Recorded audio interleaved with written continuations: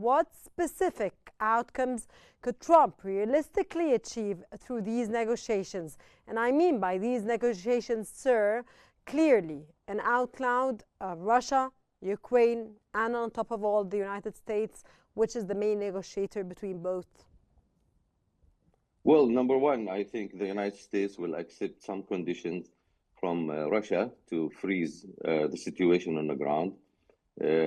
They will accept Russia's condition to restrict Ukraine from NATO for 20 years. They will stop or somehow slow down the amount of support, money, financial support, or even military support to Ukraine.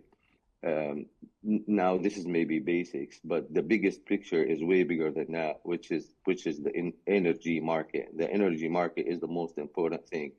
And if you remember, Trump in his first administration, he was way against increasing the sale of gas from Russia to Europe. And now we know how desperate the European Union for the energy market. And the prices influence and how it's going to influence its economy. Number two, the NATO and the new conditions from the Trump administration on the NATO members to increase the expenditures from their GDP to increase it to 4 or 5%. Number three is the new conditions, how the United States Army will respond to the umbrella of NATO and how they're going to be persistent or existed in Europe, like with soldiers in the ground or just, air defenses and stuff. Number three, which is Greenland, which is very important. And that's why Donald Trump, he started talking about it. It's not out of, nowhere. Donald Trump knows that it's going to be coming later on as one of the point of discussions with Russia. So it's the influence of Russia and United States over Europe, and that will most likely end to sort of agreements over a negotiation table. It is going to be split somehow at the percentage that each one will maybe consist. And Professor Ammar, may I please interrupt you here to ask you a question? It wasn't the United States under the Biden administration the main ally of Ukraine.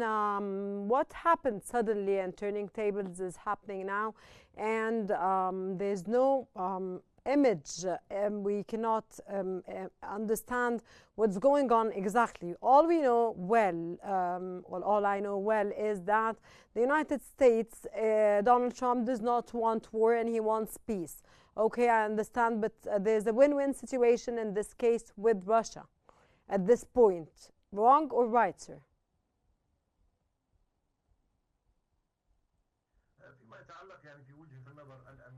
Regarding the U.S. View on this, we need to determine what the U.S. actually wants. What did Biden want and what does Trump want of the current status in Ukraine. At first, the Biden administration, a lot of people went over him, including Trump, and which caused the Russian strategic defeat in Ukraine.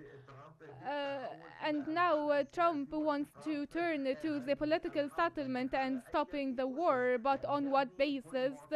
He is building all of the findings on unclear basis.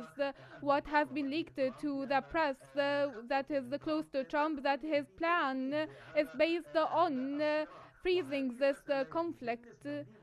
And for Moscow, it does not coincide with the current vision of Russia. Russia wants to end this fundamental crisis at all cases.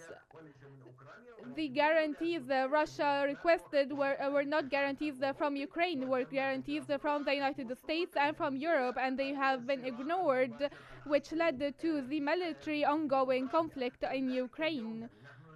So now, today, we are talking about any peaceful process that will lead on to serving the best interests of Russia and Ukraine. But the scene today is complicated through the Biden policies, and we have seen the world dividing into two masses: the West and the East, and there is support for the NATO rule. And today we see new aspirations for the United States, which is monopolizing the energy markets, especially the gas markets. So today the equation is not only geopolitical but also geo-economic. What I cannot see clearly is the strategic vision of the United States represented